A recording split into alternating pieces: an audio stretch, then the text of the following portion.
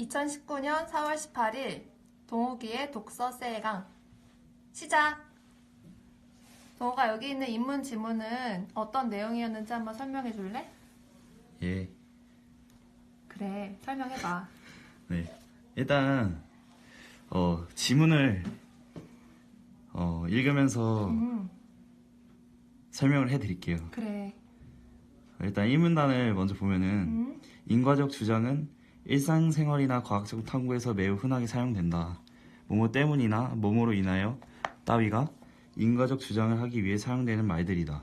예컨대 컴퓨터의 프로그램이 갑자기 작동을 하지 않을 때 우리는 그 원인을 알아보고 싶어하고 운동을 꾸준히 하면 어떤 변화가 생길지 결과에 대해서 궁금해진다. 이렇게 원인 결과 사이에 어떤 관련이 있다고 생각할 때 우리는 인과적 주장을 한다. 그럼 여기서 제일 중요한 단어가 뭐야? 그러니까 여기서 인과적 주장이 일상생활이나 과학적 탐구에서 흔하게 사용되고 이게 원인 결과 사이에 어떤 관련이 있다고 생각할 때 인과적 주장을 사용한다. 그러면 1문단의 네. 주제는 뭐야? 주요 내용은? 주요 내용 정리해보면? 그냥 인과적 주장을 사용한다. 일상생활에서. 네, 원인과 인과적 결과. 주장의 정의 이런 거 아닐까? 네. 용도나? 네네. 그치. 네. 그럼 두 번째 문장 한번 해볼까? 네, 이 문단은 인과적 주장에 사용되는 논변을 인과 논변이라고 하는 거예요. 네, 인과 논변이 정의가 나와 있죠. 그리고 그러나 계속하면 그러나 인과 논변을 이해할 때 핵심적인 원인 개념은 우리의 관심에 따라서 달라지기 때문에 단일하게 말하기 어렵다. 그러니까 이게 무슨 소리냐면 인과 논변을 이해할 때 핵심적인 원인 개념이 우리의 관심에 따라서 달라진다는 거예요. 그러니까 원인 개념이 계속 우리가 관심에 따라서 달라지기 때문에 그 딱 한 번에 바로 말하기가 어렵다는 거죠. 하나로 정의하기 어렵다는 거야? 하나로 정의하기 어렵다는 거죠. 그래서 먼저 이제 하나로 정의하기 어렵다고 했으니까 예시가 나오겠죠. 먼저 x가 y의 원인이다라는 것은 x가 일어나지 않으면 y도 일어나지 않았다라는 필요 조건을 의미한다 볼 수 있어요. 그러니까 여기서 필요 조건을 의미한다고 볼 수 있다라고 하니까 다른 것도 있을 수 있다라는 거겠죠. 네. 그 다음에 예시가 나오는데 뇌염 모기에게 물려 뇌염을 걸린 사람은 뇌염 모기에 물리지 않았다면 뇌염에 걸리지 않았을 것이다. 그러니까 X가 일어나지 않으면 Y도 일어나지 않았다. 뇌염 모기에 물려서 뇌염이 일어난 거니까 뇌염 모기에 물리지 않았다면 뇌염에 걸리지 않았을 것이다. 이거죠. 그럼 뭐가 뭐의 필요 조건이야? 뇌염 모기가 물린 것이 그건 중요하지 않아요. 네. 안 중요하구나. 네, 뇌염 모기가 뇌염의 원인이라고 말할 수 있는 것이에요. 그래서 뇌염 모기에 물렸으니까 뇌염 모기에게 물려서 뇌염이 걸렸으니까 뇌염 모기가 뇌염의 원인이라고 말할 수 있는 것이고 그러나 그래서 근데 또 아닌 경우가 나와요. 산소가 없었다면 불이 일어나지 않았을 것이다. 근데 산소가 불의 원인이라고 말하지 않으므로 일상적인 원인과 사뭇 다르다. 그러니까 산소가 있으면은 불이 나는 게 아니잖아요. 근데 산소가 없으면 불이 일어나지 않았을 것이란 말이에요. 그래서 뇌염 모기랑 이게 다르잖아요. 뇌염 모기에 물렸으면은 뇌염이 걸리는데 안 물리면 안 걸리고. 안 물리면 안 걸린다. 근데 안 물리면 안 걸린다 해서 산소가 없었다면 불이 일어나지 않았을 건데 산소가 있으면 불이 일어난다? 이건 좀 이상하잖아요. 산소가 있으면 무조건 불이 나는 건 아니라는 뜻이지? 그렇죠. 네, 그럼에도 불구하고 필요 조건으로서의 원인 개념에 관심을 갖는 것은 뇌염 모기에 의해서처럼 바람직하지 않는 결과를 어떻게 하면 제거할 수 있는가에 대한 실천적 고려 때문이다. 그러니까 이걸 사용하는 게 그 바람직하지 않은 결과를 어떻게 하면 제거할 수 있을까 라는 실천적 고려 때문에 이런 인과 그 논변에서 필요 조건을 뭔 소리야? 원인 개념이 필요 조건을 사용한다는 거죠. 네. 뭘 하기 위해서? 이거 없애기 위해서. 그러한 비효율적인 것들을 없애기 위해서. 네. 다음 문단은? 네. 3문단은 이제 아까는 필요 조건이라고 했는데 이번에는 X가 일어나면 항상 Y도 일어난다. 충분 조건이 나와요. 아까 제가 나온다 했죠? 그치. 네. 필요 조건 말할 때 얘기했지? 장난 아니죠.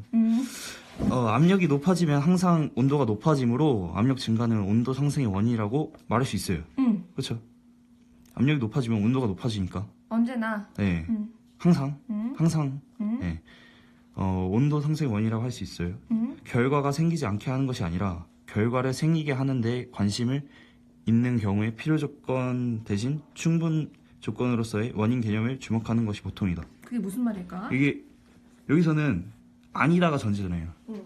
뭐 할 때 뭐뭐 아니다가 전제인데 여기서는 일어나면 일어난다는 거니까 필요 조건보다 충분 조건으로서의 원인 개념에 주목한다는 게 보통인 거죠. 근데 여기서 또 이게 또 뭐라 그래야 되지? 발레 같은 게 나와요. 그러나 하나만의 조건이 있어 그것이 어떤 사건의 발생에 충분 조건이 되는 경우는 드물다. 그러니까 여기처럼 압력이 높아지면 항상 온도가 높아진다. 이렇게 압력이 높으면 항상 온도가 높다는 게 이런 하나가 일어나면 하나가 일어나는 이런 조건이 발생하는 사건이 드물다라는 거죠. 그러면서 또 예를 들는데 화재가 발생하기 위해서는 산소도 필요하죠. 산소가 있어야지 불이 일어날 수 있으니까. 근데 산소만 있으면 안 되고 불똥도 있어야 되고 연소되는 재료도 있어야 되고 그 연소되는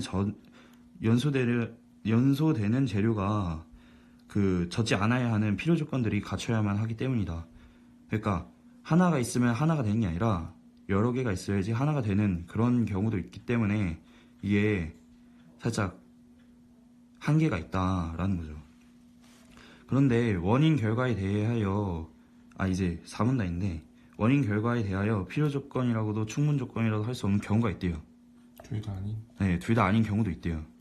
그 원인을 확률 개념으로 파악하는 경우가 그렇대요. 이게 무슨 소리냐면은 흡연은 폐암의 필요 조건도 충분 조건도 아니래요. 그러니까 흡연을 하면은 폐암에 걸린다. 흡연을 하면 흡연이 폐암의 원인이다. 이건 아니잖아요. 흡연을 하면은 그럼 다 폐암에 걸리는데 흡연을 하면은 항상 폐암에 걸린 게 아니기 때문에 충분 조건 아니고 흡연을 하지 않으면은 폐암에 걸리지 않는다. 필요 조건이 그런 얘기인데 그것도 그렇지 않은 사람들도 있으니까 없는 경우가 일단 이 흡연은 폐암의 필요 조건도 충분 조건도 아니라 라는 거죠. 그래서 흡연이 폐암의 원인이라는 것을 부인할 수는 없다.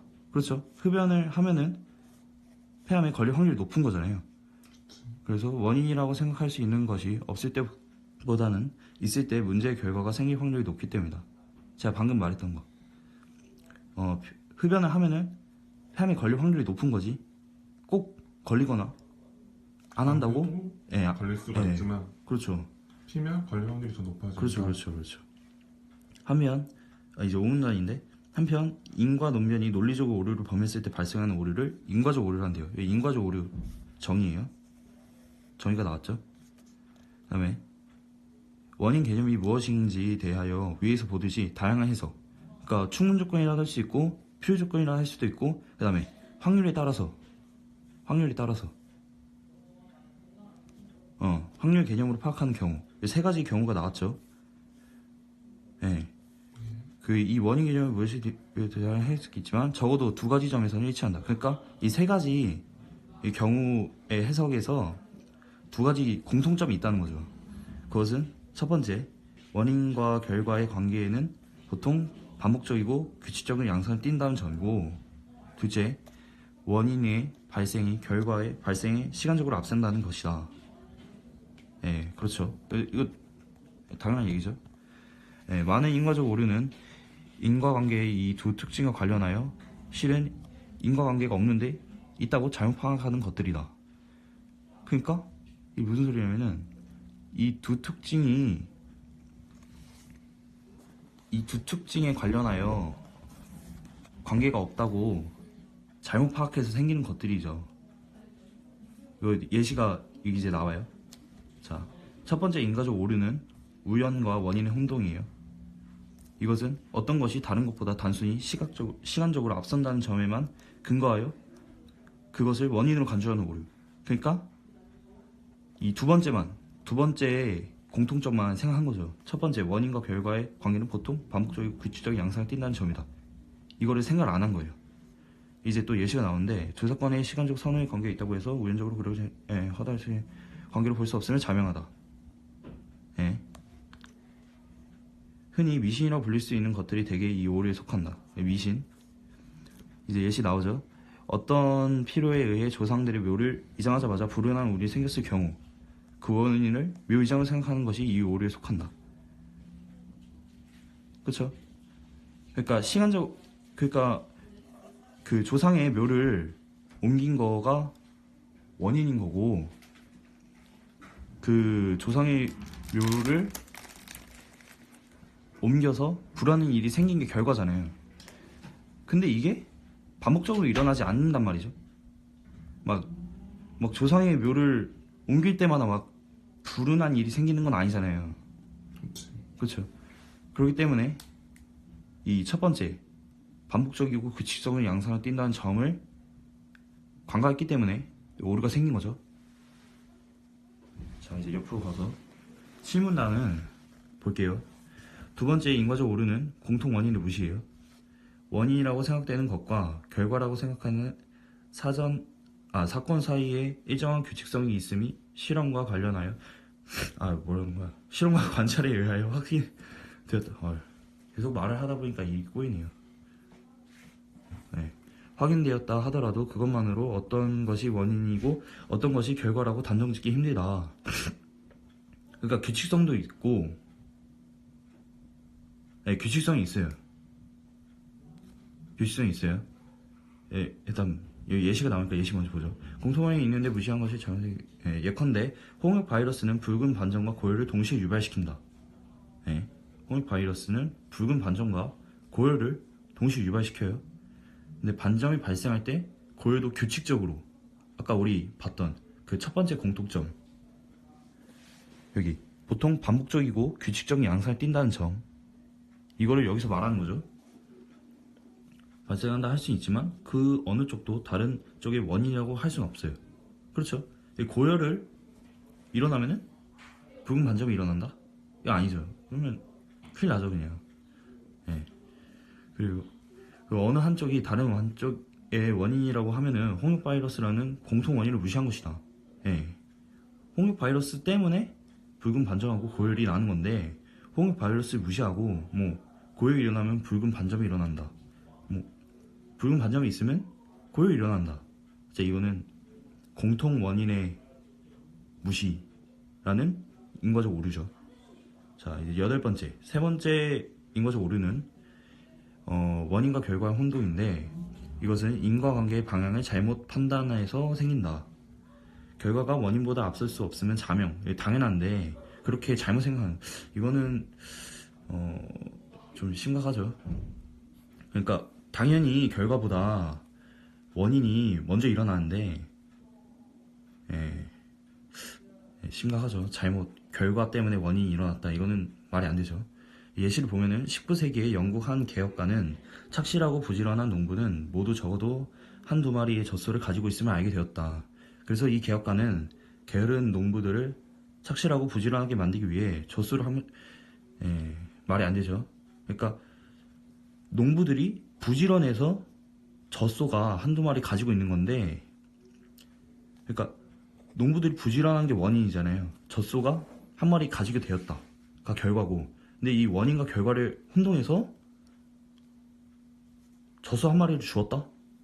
게으른 농부들을 착실하게 만들기 위해서, 착실하고 부지런하게 만들기 위해서, 말이 안 되죠. 이것이 바로 원인과 결과를 혼동한 오류의 예가 된다. 네, 끝났네요.